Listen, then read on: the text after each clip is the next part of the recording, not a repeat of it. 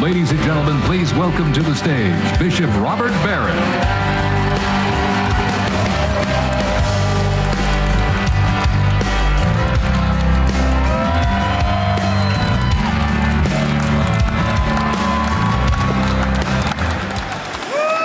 Well, good afternoon, everybody. Many years ago, I was a student at Catholic University, not too many miles from right here. I always love coming to Washington, but especially today for this wonderful celebration. So thanks to all the organizers for having me today. Friends, Abraham Lincoln carefully added the phrase, "under God," to the Gettysburg Address as he delivered it, that this nation under God shall have a new birth of freedom. Now, we know this because the earliest written versions prepared in advance don't have that phrase. So what was it that prompted our greatest president to add these words at so decisive a moment? Was it merely a sort of pious ornament, or did it signal something of central importance? I believe Lincoln intuited, even as he gave his most significant speech, that this theological addition was crucial to the argument he was making.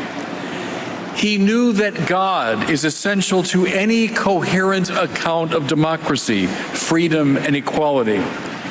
On this great 250th anniversary of our country's founding, I'd like to reflect just a little bit on this relationship between belief in God and our democracy.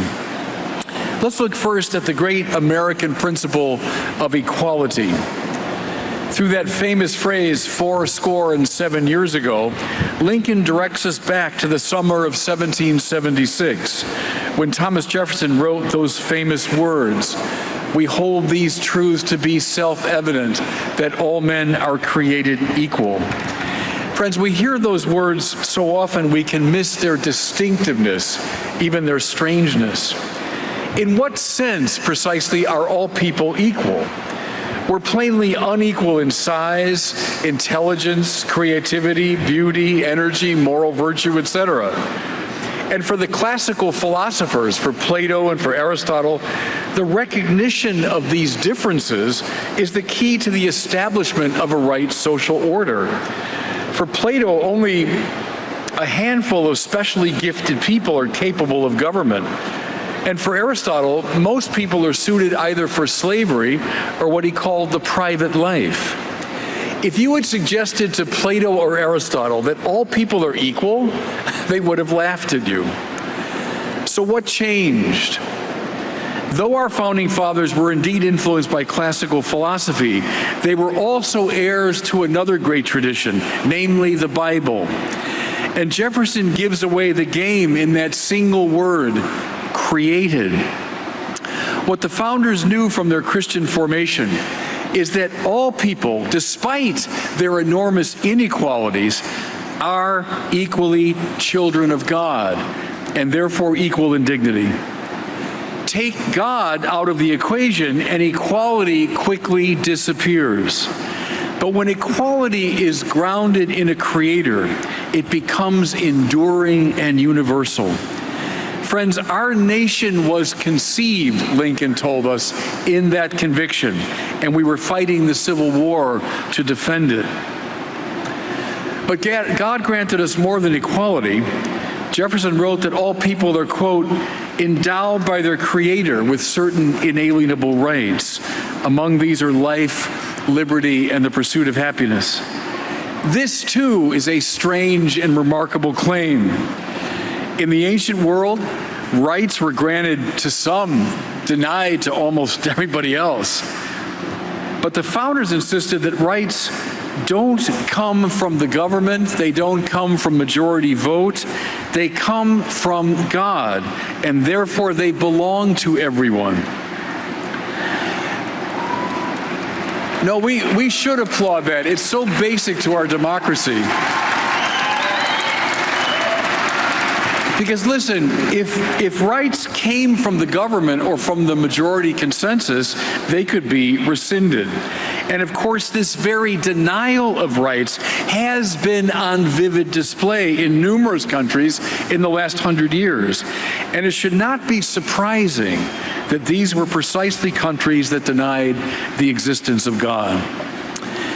But let's focus further on a particular right that Lincoln highlighted at Gettysburg, namely liberty. We are indeed the land of the free. We have a Liberty Bell. We revere a Declaration of Independence. The highest civilian honor the president can bestow is a Medal of Freedom, etc. But why is freedom so important to us? Here's why. It's essential to human dignity. Nobody wants to be under the boot of somebody else. Nobody wants to be oppressed, put down, ignored, bossed around. And if everyone has the dignity of a child of God, then everyone has a right to this freedom. But there's more. Freedom, I would say now as a biblical person, makes love possible. And love is what makes us fully alive. The great statesman and saint Thomas More said, I'm quoting now, Thomas More, all right. More said, God made the plants for their simplicity and the animals for their innocence, but man he made to serve him wittily in the tangle of his mind. He could have added, and in the complex decisions of his will. See, God could have made us robots or marionettes, but robots and marionettes are incapable of love. If you're forced to love, you're not really loving. Freedom is required for this. Now, at this point, everybody, we have to face an objection, and you hear it in some of the modern philosophers. Wouldn't belief in God be, in fact, the greatest threat to our freedom? If God is brooding over our lives and giving us laws and regulations, isn't that an affront to our freedom? The answer is no, but it depends upon a key distinction between what I would call the freedom of indifference. This is the liberty to decide and simply on the basis of my own choice what I'm going to be, what I'm going to do. It's arbitrary freedom, freedom of choice. It dominates the consciousness of many people today. But listen, in the Bible, in the great classical tradition, and in the founders of our country, freedom had a very different sense. I'll call it freedom for excellence. This is not merely the liberty to choose, but rather the disciplining of desire so as to make the achievement of the good first possible and then effortless. Now here's what I mean. Think of the freedom of a skilled musician, able to play whatever he wants. Think of the freedom of the fluent speaker of a language, able to say whatever he wants. This is not the result of choosing whatever I want, but rather of internalizing the laws of language, the laws of the musical instrument so fully that they become second nature. On that first reading of freedom, freedom as choice, law appears indeed as a burden. But on the second reading, law is the friend of freedom, for it shapes desire in accord with the good. Might I submit to you, this is the kind of freedom that the founders are talking about. This is the freedom that Lincoln is extolling, and for the rebirth of which he is calling. Remember in the prologue to the Declaration, Jefferson referenced, quote, the laws of nature and of nature's God. Can we see how Jefferson's reference to law is perfectly congruent with his emphasis on freedom, once we understand the kind of freedom Jefferson is talking about? What are the laws of nature to which he refers? It's this very ancient idea that there are moral principles embedded in our nature, truths that we discover and not invent, life and friendship, art, play, knowledge, religion, etc. And these, everybody, are the goods that inform and order our freedom. Where do they come from? They come, Thomas Jefferson insists, from nature's God. There's an eternal law that stands above the human law, grounding it and giving it legitimacy. Now, may I say, this principle found one of its most powerful expressions in the life of Martin Luther King Jr. Writing from the Birmingham City Jail, where he was incarcerated, King addressed critics who questioned his willingness to break certain laws. He said he couldn't delay in his protest, for he was fighting against unjust laws, which finally amount to an affront against God. Listen to what he says now in that famous letter from the Birmingham City Jail. I'm quoting King. One may well ask, how can you advocate breaking some laws and obeying others? The answer lies in the fact that there are two types of law, just and unjust. I'd be the first to advocate obeying just laws. One has not only a legal but a moral responsibility to obey just laws. But then King contrasts this with obedience to an unjust law. I'm quoting again. Conversely, one has a moral responsibility to disobey unjust laws. I would agree with St. Augustine.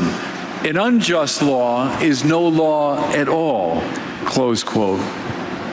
And in clarifying this difference further, King turns to my spiritual hero, the great St. Thomas Aquinas. Here's King again. A just law is a man-made code that squares with the moral law or the law of God. An unjust law is a code that's out of harmony with the moral law. To put it in the terms of St. Thomas Aquinas, an unjust law is a human law that is not rooted in eternal law and natural law, close quote. Now, everybody, what could be more American than that, and what could be more traditionally religious than that? In the mind of Martin Luther King, those two were not at odds with each other. They were congruent. And I would say, as we reflect on our history, from the founding, through the trials of the Civil War, to the struggle for civil rights, we can see this consistent thread, the conviction that human dignity, equality, rights, freedom, and the rule of law are all grounded in God. Now, by way of conclusion, I know it's been mentioned often, but I believe it bears repeating. There's an enormous difference between the French and the American revolutions. Both were events at the end of the 18th century. Both were conditioned by the Enlightenment.